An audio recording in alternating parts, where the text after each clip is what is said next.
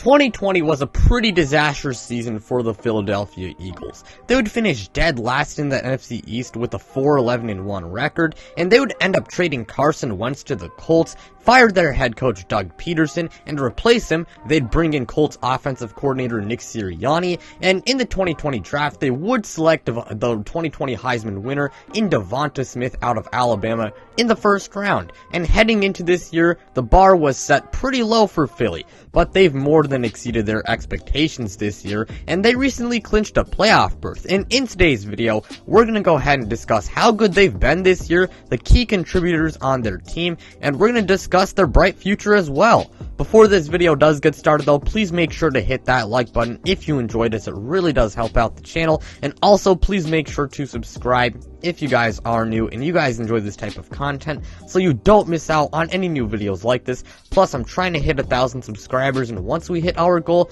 I'm finally going to do a face reveal. But with that being said, let's go ahead and let's get started.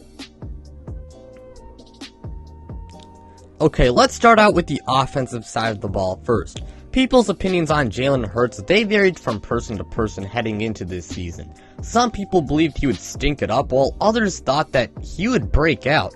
And it's safe to say that the latter half of those people have been correct this year. Jalen has improved quite a bit this season, and he's been really solid for the Eagles. He's got a pretty good arm, and he's one of the best rushing quarterbacks in the NFL. This year, he's thrown for 3,144 yards, 16 touchdowns, and 9 interceptions, all while adding 784 yards and 10 touchdowns on the ground. Now, he can definitely improve his consistency as a player, and he still can grow as a passer, but Jalen, he's getting better and better, and he's still a very solid quarterback, and there's no denying he improved quite a bit this year, and the Eagles, I believe they have their franchise guy in Jalen Hurts. The running back room is also a strong point of the Eagles squad. Miles Sanders, I can't lie, he has been kind of disappointing this year, but I do think part of it is due to a lack of usage in the beginning of the year, which is one of my gripes with Nick Sirianni, his underutilization of Miles Sanders. However, he has gotten more carries as of late, which I do like to see, and Miles Sanders, he's still a very good player, and he's still a really good running back. And the guys behind Miles Sanders, they aren't that bad either. Boston Scott has amassed 373 yards, and he's been an absolute, red zone machine as he has 7 rushing touchdowns, and Jordan Howard has even been decent, and the same can be said about Kenneth Gainwell. They got a really deep running back room, and the Philadelphia Eagles have a really good rushing attack.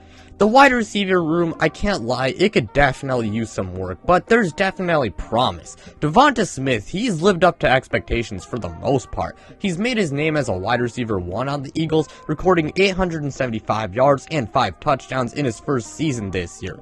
He's a really good route runner, and he's a solid all-around wide receiver, and the Eagles, they finally hit on a wide receiver draft pick. That being said, they could still use a good wide receiver too, since the core is pretty weak outside of Devonta Smith. Everyone else is pretty much just depth players. So if they can find a good wide receiver too, then the Eagles' wide receiver room, it should be set for the most part. And we should also mention Dallas Goedert, who's one of the best tight ends in the NFL. Dallas Goedert, he's a great blocker, and he's also been a pretty good receiving tight end this year as well. And the Eagles, they recently gave him a contract extension, and it was well deserved, and it's a good thing they did that, because Dallas Goedert, he's a really good player, and frankly, I think he's pretty underrated. So the Eagles wide receiver room definitely could use some work, but at least they got Devonta Smith and the tight end.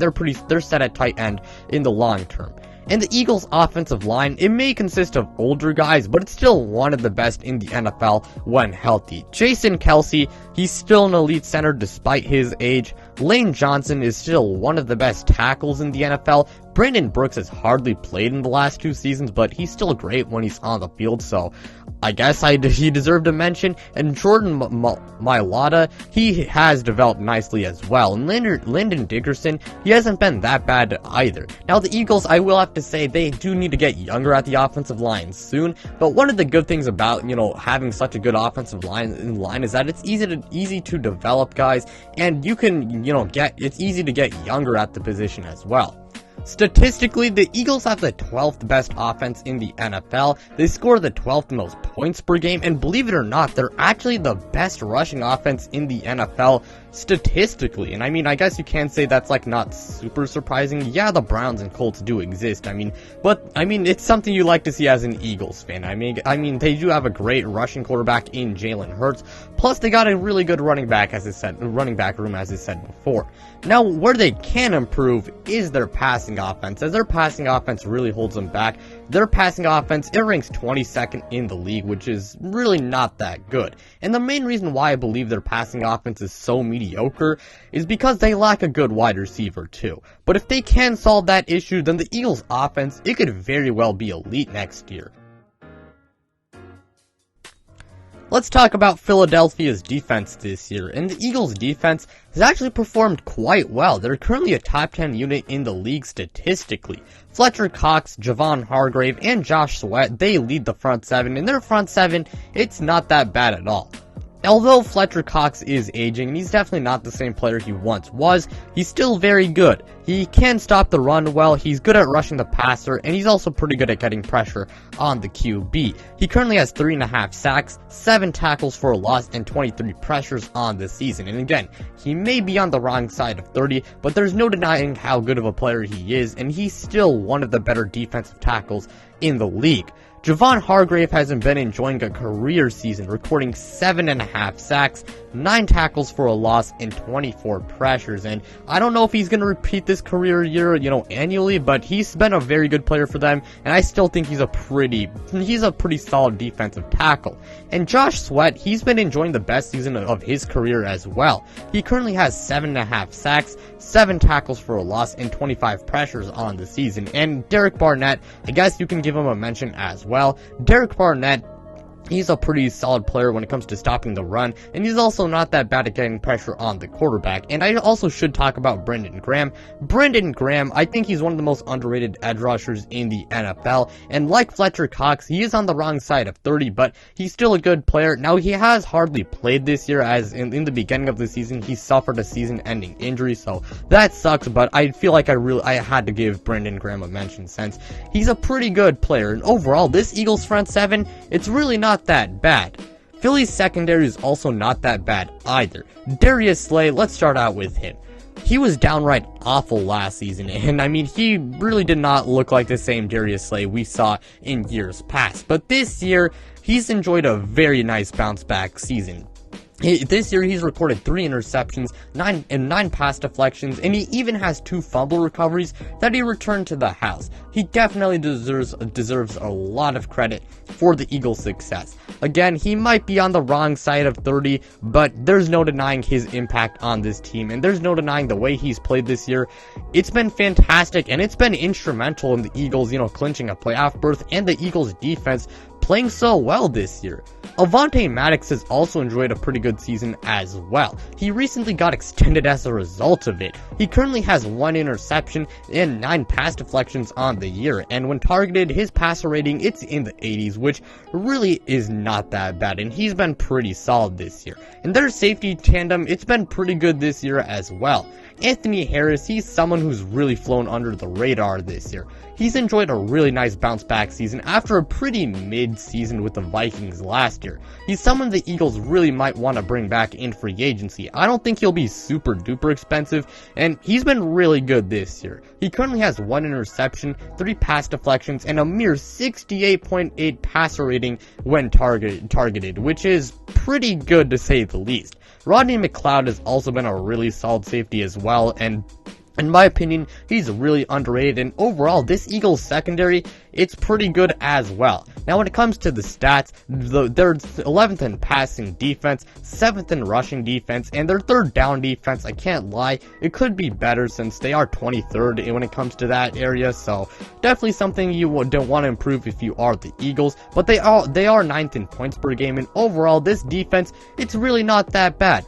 Now, that being said, they can get a little bit younger on that side of the ball, but it's a pretty good defense nonetheless.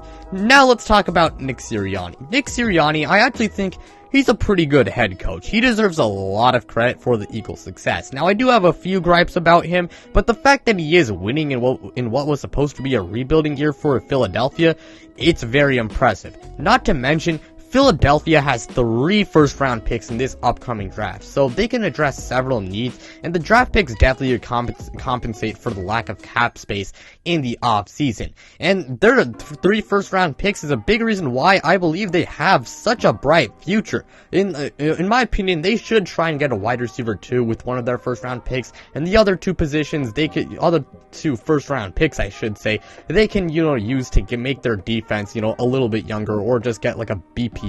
Whatever it is, the Eagles, they got a really bright future. They do have some young talent. They're a very good team right now, and again, they got 3 first-round picks in this year's draft, which that's something you absolutely love if you are an Eagles fan. Regardless if they lose in the wild card or not, the Eagles have been really good this year, and the future, it's bright in Philadelphia, and their rebuild, frankly, it really did not take that long, and I do believe if Philadelphia can play their cards right, they should be back to title contention very soon. But that's going to do it for me. Thank you guys so much for watching. It truly means a lot to me. Again, make sure you guys hit that like button, as I said before. And also make sure to subscribe. And 2 quick plugs. 1, go ahead and check out my podcast. And 2, go ahead and check out my Twitter. The links to both of them, they will be in the description below. But without further ado, I'm out, you guys.